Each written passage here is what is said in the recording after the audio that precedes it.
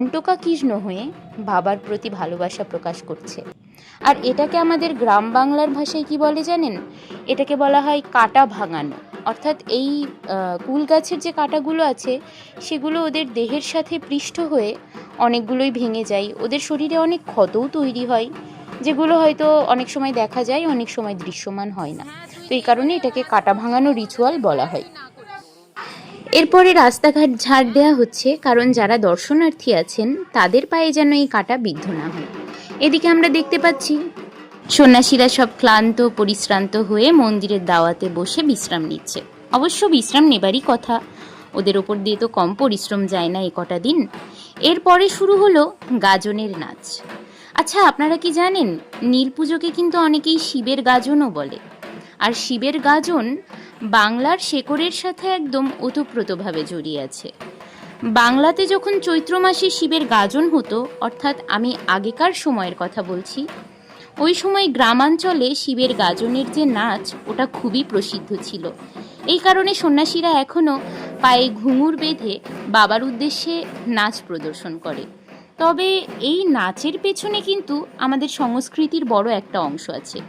এই যে দেখতে পাচ্ছেন, সন্ন্যাসীদেরকে সিঁদুর দিয়ে তারপরে ধূপধুনো দিয়ে বেশ সাজিয়ে গুছিয়ে অভ্যর্থনা করা হচ্ছে।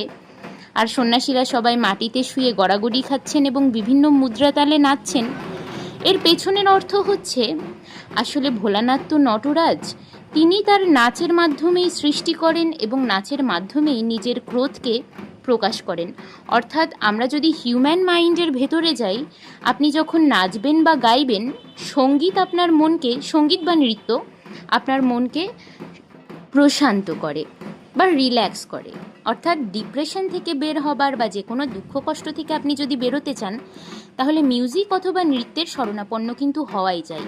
আর যারা বাংলার কৃষক ছিল, তারা যখন সারা বছর চাষবাস করত এবং চৈত্রের সময় প্রচণ্ড খরা পড়ত, তখন তারা তাদের জমির ওপরে এইভাবেই নৃত্য করত, কারণ তারা মাটিকে মা লক্ষ্মী মনে করত।